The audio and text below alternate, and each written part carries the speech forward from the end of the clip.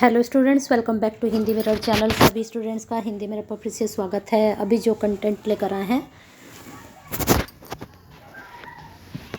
Hello students, welcome back to Hindi mirror channel. सभी students का Hindi mirror पर फिर से स्वागत है। अभी जो कंटेंट लेकर आए हैं उन स्टूडेंट्स के लिए लेकर आए हैं जिनके पास BSON 120 पेपर है।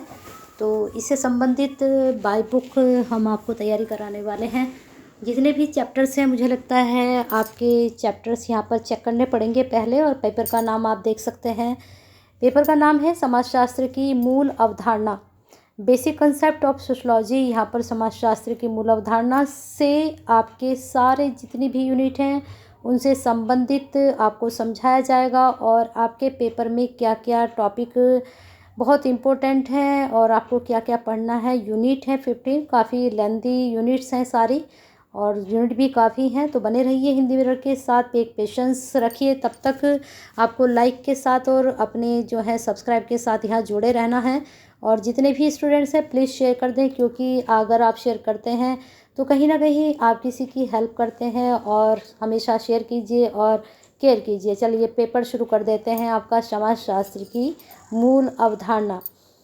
तो कुछ हम कोशिश कर रहे हैं कि आपको यहीं का यहीं सब कुछ समझा दें, जिससे आपका भी टाइम ज़्यादा वेस्ट ना हो और आपको चीज़ें भी क्लियर हो जाएं। 15 यूनिट को यहीं पर हम क्लियर कर देते हैं कि कौन कौन सी चीज़ें आपको ज़्यादा फोकस करनी है और किन टॉपिक को आपको गो थ्रू करना है। शुरू हो चुकी है वीडियो, लाइक शेयर करते रहिए। पहली यूनिट खंड 1, यानी कि जो आपकी यूनिट्स हैं खंड के हिसाब से डिवाइड हैं। यहाँ पर जो आपका खंड 1 है, खंड 1 में आपकी 2 यूनिट, फिर आपकी खंड 2 में यहाँ पर 6 तक है, फिर खंड 3 में आपका जो है यहाँ इन्होंने दी हैं आपकी 13 यूनिट तक, और फिर खंड 4 में आपकी 2 ही यूनिट इन्होंने रखी हैं। तो हमें खंड पे तो जाना नहीं है, खंड में सिर्फ हमें ये देखना है कि टॉपिक किसको फोकस किया जा रहा है। तो जो इसमें फोकस किया जा रहा है खंड 1 में, समाजशास्त्र का जो उद्भव एवं विकास है। अब उससे संबंधित जो 2 ये यूनिट हैं, इनमें क्या पूछा जा रहा है, इसको हमें देखना है। जब तक आपका कंसेप्ट क्लियर नहीं होता है तब तक वो बात नहीं आती है पढ़ने में। पहले सबसे पहले जो हमें पढ़ना है उसका हमें कंसेप्ट क्लियर करना चाहिए। क्योंकि जब हम कोई मकान शुरू करते हैं, नींव डालते हैं, तो पहले हम सबसे पहले क्या करते हैं, ज़मीन देखते हैं कहाँ है अच्छी कहाँ नहीं है। तो वही चीज़ हमारी स्टडी की होती है। सबसे पहले हमें ये देखना है कि कितना हमारा सिलेबस है। सिलेबस के हिसाब से फिर हमें यूनिट्स देखने होते हैं, फिर यूनिट के हिसाब से हमें टॉपिक देखने होते हैं, फिर उन टॉपिक में से ही हमें तैयार करना होता है। तो वही चीज़ हम आप तक पहुंचाने की कोशिश करते रहे हैं हमेशा, और करते रहेंगे। आप भी साथ में हमसे जुड़े रहिए, और नहीं जुड़े हैं तो सब्सक्राइब जरूर कर लीजिएगा। अब यहाँ पर देख लीजिए, समाजशास्त्र के उद्भव एवं विकास की विविध अवस्थाएं पूछी गई हैं। फिर इसके बाद पूछा गया है समाजशास्त्र का उद्भव एवं विकास। तो जो ये वाली यूनिट है, ये तो 100% तैयार करके जाइएगा, 100% यहाँ से क्वेश्चन बनेगा। अब आते हैं अवस्थाओं पर।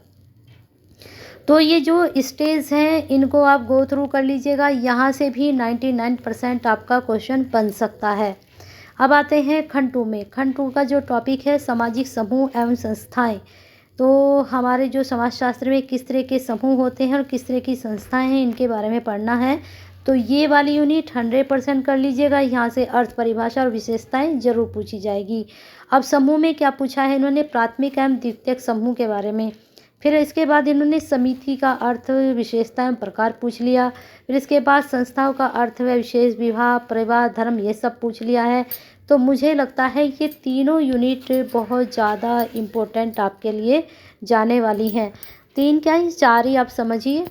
तो ज़्यादा अगर मैं 100% जाना चाहूँगी तो मैं इसके साथ जाना चाहूँगी, और फिर इसके बाद समिति के साथ जाना चाहूँगी, और इसके साथ जाना चाहूँगी।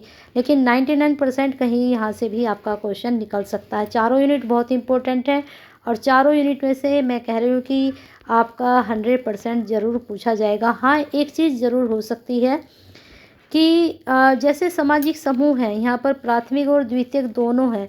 तो इसमें से हो सकता है शॉर्ट क्वेश्चन में सिर्फ प्राइमरी ही पूछ लें कि प्राइमरी जो सामाजिक समूह है वो किस प्रकार के हैं, किस तरह के हैं। वो सब यहाँ पर पर्टिकुलर आपसे पूछा जा सकता है। बाकी यहाँ पर जो संस्था है, संस्था के विवाह के बारे में पूछा जा सकता है, परिवार के बारे में पूछा जा सकता है, धर्म के बारे में पूछा जा सकता है। एक पर्टिकुलर टॉपिक भी उठाकर आपसे शॉर्ट क्वेश्चन यहाँ पर पूछ सकते हैं, लेकिन पूछेंगे ज़रूर। अब आते हैं प्रक्रियाएं किस तरह की होती हैं, हमारी सोशल प्रोसेस जो होती हैं किस प्रकार का होता है। तो सामाजिक प्रक्रिया में अर्थ एवं प्रकार जरूर कर लीजिएगा, सहयोग का अर्थ एवं प्रकार जरूर करके जाइएगा। इसके बाद आपका अनुकूलन का अर्थ एवं प्रकार, फिर समायोजन वेरी इंपॉर्टेंट 100% तैयार करिएगा।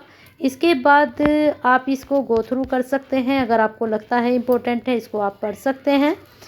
फिर नेक्स्ट है आपका प्रतियोगिता का अर्थ है विशेषता एवं स्वरूप, पढ़ लीजिएगा। फिर इसके बाद है संघर्ष, अगर आपको लगता है इम्पोर्टेंट है तो आप कर सकते हैं इसको। ठीक है, ये कुछ यूनिट है। अब यहाँ पर थोड़ा मैं आपको समझा देती हूँ जहाँ से शुरू हुई थी हमारी ये यूनिट खंड 3 से। अब यहाँ देखिए सामाजिक प्रक्रियाएं, अर्थ भी है और प्रकार भी है। तो आपसे हो सकता है सामाजिक प्रक्रियाओं के ये प्रकार ही पूछ ले, सिर्फ ना अर्थ पूछे ना परिभाषा पूछे। लेकिन मेरा मानना है कि तब भी अगर सिर्फ प्रकार पूछ रहा है तो आप उसका अगर ए अर्थ लिख कर आएँ, और साथ में अगर आप 4 से 5 परिभाषाएं नहीं लिख रहे हैं तो 1 से 2 परिभाषाएं ज़रूर दें। चाहे आपसे वो सहयोग के बारे में पूछे, चाहे आपसे वो अनुकूलन के बारे में पूछे, चाहे आपसे समायोजन के बारे में पूछे। यहाँ सिर्फ अर्थ लिखा है, लेकिन अगर आपसे 1 से 2 परिभाषा ज़रूर डालेंगे तो कहीं ना कहीं आपको बहुत अच्छे नंबर मिलने की संभावना रहती है। अब देखिए यहाँ पर इन्होंने दे दिया है विशेषताएं, ऊपर इन्होंने किसी की भी विशेषताएं आपको नहीं दी, बस इन 2 की ही आपको विशेषताएं दी हैं। तो प्रतियोगिता तो मुझे लगता है आपको जरूर करके जाना चाहिए, इसका अर्थ भी, विशेषताएं भी और स्वरूप भी, और इसमें परिभाषा भी कर लेना तैयार 1 से 2। ठीक है, चलते हैं नेक्स्ट आपका समाजीकरण यानी कि सोशलाइजेशन। इसमें क्या पढ़ना है, समाजीकरण का अर्थ है विशेषताएं जरूर कर लीजिएगा। 99% उम्मीद है कि यहाँ से क्वेश्चन जरूर बनेगा, लास्ट यूनिट से क्वेश्चन बनते ही बनते हैं। फिर इसके बाद समाजीकरण के जो स्तर हैं, अभिकरण एवं सिद्धांत। अब इसमें देखिए 3 टॉपिक निकल कर आ रहे हैं, एक स्तर का, एक अभिकरण का और एक सिद्धांत का। अब हम पूरा अगर नहीं पढ़कर जा रहे हैं तो इसके स्तर जरूर पढ़ लीजिएगा। समाजीकरण के जो आपके स्तर हैं, स्टेज हैं, वो जरूर पढ़कर जाइएगा, क्योंकि यहाँ से क्वेश्चन बनता ही बनता है। सिद्धांत और अभिकरण को गो थ्रू जरूर कर लीजिएगा। ठीक है, तो मुझे लगता है कि अंदर हमें चैप्टर्स में जाने की ज़रूरत नहीं है, यहीं का यहीं आपका सिलेबस में ही हमारा काम हो चुका है। तो अब आप भी फटाफट लाइक कर दीजिए, शेयर कर दीजिए, और आपकी कोई और क्वेरीज है तो उसके बारे में भी आप हमसे डिस्कस कर सकते हैं, क्योंकि हिंदी मिरर आपके लिए हमेशा रहता है तैयार। आपको भी हिंदी मिरर के साथ खड़े रहना है, एक लाइक और एक शेयर के साथ। बने रहिए।